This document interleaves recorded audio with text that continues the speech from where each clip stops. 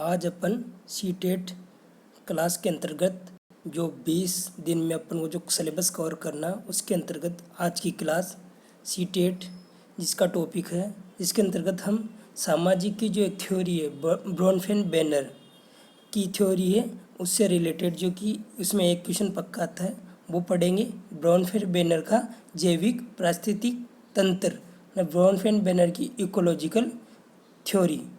इससे dear friend एक question CTET के अंतर्गत जरूर आएगा, जिसमें से जनरली क्वेश्चन पूछा जाता है ये इकोलॉजिकल या जैव पारिस्थितिकी सिद्धांत किसने दिया, फर्स्ट क्वेश्चन। दूसरा क्वेश्चन बनता है कौन सा इसमें से है या कौन सा नहीं है सिस्टम, और तीसरा इसमें से क्वेश्चन आता है इसके अंदर क्या क्या इंक्लूड है और किसका रिलेशन बच्चे से डायरेक्ट होता है, किसका इनडायरेक्ट होता है, कौन बच्चों को प्रभावित करता है। ऐसे इस प्रकार के टाइप के क्वेश्चन आते हैं। तो सबसे पहले अपन इसकी थ्योरी देखेंगे, उसके बाद 4-5 क्वेश्चन से अपने इस टॉपिक को क्लियर करेंगे। यहाँ से एक क्वेश्चन सीटेट के अंतर्गत पक्का है सर। फर्स्ट है जो चाइल्ड है उससे रिलेटेड जो सबसे करीबी जो उसका एनवायरनमेंट होता है, जो कि इसको बोलते हैं अपन इमीडिएट एनवायरनमेंट, मतलब जो बालक के बिल्कुल करीब होता है उसको माइक्रो सिस्टम बोलते हैं। माइक्रो सिस्टम के अंतर्गत छोटा से छोटा नज़दीकी तंत्र आता है जो कि डायरेक्ट प्रभाव करता है किसको, बच्चे को या फिर बालक को, जैसे खुद बालक स्वयं, परिवार, स्कूल, धार्मिक संसाधन, पास पड़ोसी, समूह या फिर लोकेलिटी या फिर खेल का मैदान। ये सभी किसके कौन से सिस्टम के अंतर्गत आएंगे, माइक्रो सिस्टम के अंतर्गत आएंगे। अगर कोई भी क्वेश्चन पूछ ले भाई, जैसे एक क्वेश्चन आया है परिवार किससे रिलेटेड है, कौन से सिस्टम से रिलेटेड है, तो यहाँ जो अपना करेक्ट आंसर होगा माइक्रो सिस्टम होगा। जो दूसरा सिस्टम है वो है मीजो सिस्टम। मीजो मतलब दो के अंदर रिलेशन, दो के अंदर रिलेशन किसका, जो माइक्रो सिस्टम है उसमें से किसी भी दो का जो रिलेशन होगा ना वो मीजो सिस्टम के अंतर्गत आएगा। जैसे मीजो सिस्टम माइक्रो सिस्टम को लिंक और रिलेशनशिप करता है इन दोनों के बीच में। जैसे फॉर एग्जांपल स्कूल प्लस परिवार ये आ जाएगा, तो ये क्वेश्चन का राइट आंसर होगा अपना मीजो सिस्टम। जैसे आ जाएगा धार्मिक समूह या फिर पास पड़ोस, तो ये भी मीजो सिस्टम के अंतर्गत आएगा।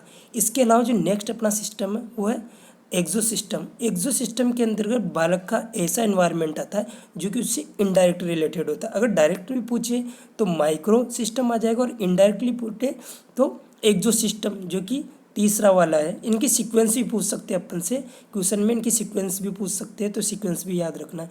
और जो तीसरा वाला अपना वो है जो कि एक्सो सिस्टम है, वो कि इनडायरेक्टली सिस्टम है।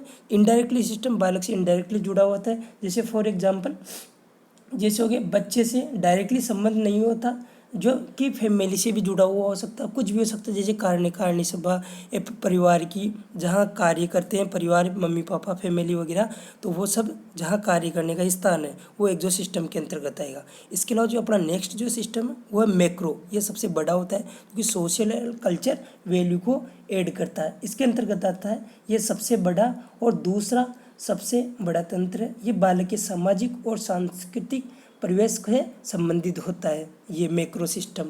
इसके अलावा जो लास्ट वाली है उसको बोलेंगे अपन चेंज ओवर टाइम के अंतर्गत ये चेंज होती है, जो क्रोनो सिस्टम बोलते हैं। इसके अंदर समय के साथ साथ होने वाले बदलाव जितने भी हुए ना, जैसे एनवायरनमेंट में कुछ भी बदलाव होगा, बच्चे के मतलब एरिया में कुछ भी बदलाव होगा, स्टडी में कुछ भी बदलाव होगा, सो वो किसके कौन से सिस्टम के अंतर्गत आएगा, क्रोनो सिस्टम के अंतर्गत। तो इनका एक तो सीक्वेंस याद कर लीजिएगा, किस किस के अंदर क्या क्या चीज़ आती है वो याद कर लीजिएगा बच्चे से रिलेटेड। और यहाँ एक क्वेश्चन पक्का है जो कि सी टेट में या अदर टेट में क्वेश्चन पूछा जाता है। अब अपन थ्योरी देखने के बाद नेक्स्ट से अपन क्वेश्चन देखेंगे, उससे अपना सारा कंसेप्ट क्लियर हो जाएगा दोस्तों। नेक्स्ट अपना जो पहला क्वेश्चन है वो है ब्रोनफेन बैनर के सिद्धांत की किस प्रणाली में परिवार और स्कूल के बीच संबंध बताया गया है। तो दोनों के बीच संबंध बताया है, तो मैंने आपको बताया था अभी, दोनों के बीच अगर संबंध बताएंगे ना तो मीजो सिस्टम आता है। तो ए ऑप्शन है क्रोनो सिस्टम, बी ऑप्शन है एक्सो सिस्टम, सी ऑप्शन है मीजो सिस्टम, और डी ऑप्शन है माइक्रो सिस्टम। जो यहाँ अपना करेक्ट आंसर होगा ऑप्शन नंबर सी होगा, क्योंकि ये दो के बीच में बच्चे के जो दो एनवायरनमेंट है उसके बीच में रिलेशन बता रहा है परिवार स्कूल। अगर यहाँ परिवार पूछ लेता ओनली परिवार किससे संबंधित है तो फिर माइक्रो में जाते हैं अपन। यहाँ भी फिलहाल दोनों में रिलेशन पूछा है परिवार स्कूल में, तो यहाँ जो करेक्ट आंसर होगा वो होगा मीजो सिस्टम। तो अपना राइट आंसर है ऑप्शन नंबर सी। अपना जो नेक्स्ट क्वेश्चन, माता पिता की कार्यस्थल मतलब जहाँ मम्मी पापा वर्क प्लेस जहाँ मम्मी पापा काम करते हैं को किस जैविक पारिस्थितिकी तंत्र में रखा गया है। तो मैंने बोला था मम्मी पापा के कार्य प्लेस जो कि बच्चे से इनडायरेक्टली रिलेटेड है। तो अगर इनडायरेक्टली रिलेटेड है, डायरेक्टली होता तो यहाँ माइक्रो आ जाता, अब इनडायरेक्टली है तो यहाँ जो करेक्ट आंसर होगा वो अपना एक्सो सिस्टम होगा। तो ऑप्शन नंबर ए तो नहीं होगा, ऑप्शन नंबर बी भी नहीं होगा, ऑप्शन नंबर सी माइक्रो ये तो खुद बालक का और मीजो दो में संबंध बताता है। तो यहाँ जो राइट आंसर होगा वो होगा एक्सो सिस्टम। और नेक्स्ट क्वेश्चन है जो कि सीटेट में आए हुए क्वेश्चन है और बहुत इंपॉर्टेंट है। जैव पारिस्थितिक मॉडल में कौन सा स्तर तात्कालिक मतलब इमीडिएट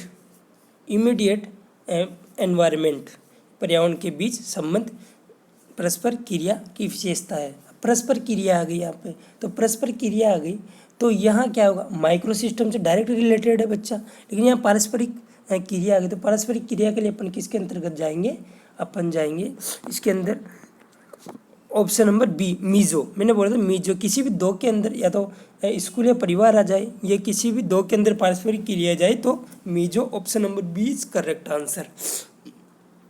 नेक्स्ट अपना क्वेश्चन वह पारिस्थितिक मॉडल में सबसे भारी या जो हमेशा बदलाव रहता है वो कौन सा मॉडल है, उसका नाम बताइए।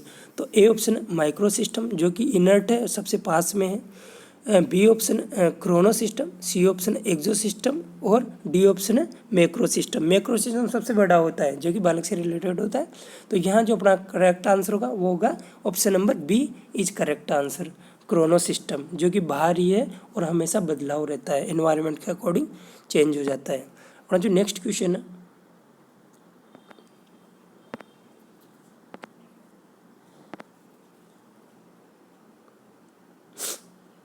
कौन सी प्रणाली बच्चों को इनडायरेक्टली प्रभावित करती है, मतलब इनडायरेक्टली पूछ रहा है। अगर डायरेक्टली पूछे या इमीडिएट पूछे तुरंत या तात्कालिक तो माइक्रो आ जाएगा, लेकिन इनडायरेक्टली पूछ रहा है तो इनडायरेक्टली करिए फिर माइक्रो में नहीं जाएंगे, मीजो में भी नहीं जाएंगे, संबंध बताता है और मैक्रो सबसे बड़ा होता है। तो अपन राइट आंसर होगा option number C is exo system.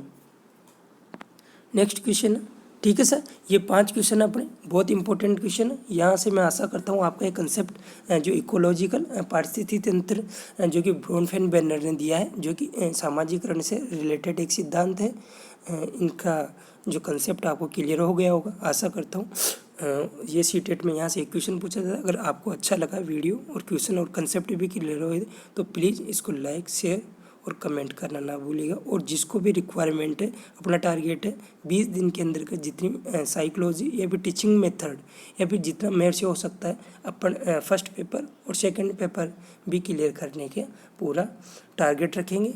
और अपनी नेक्स्ट क्लास जल्दी कल या परसों जब भी आ जाएगी।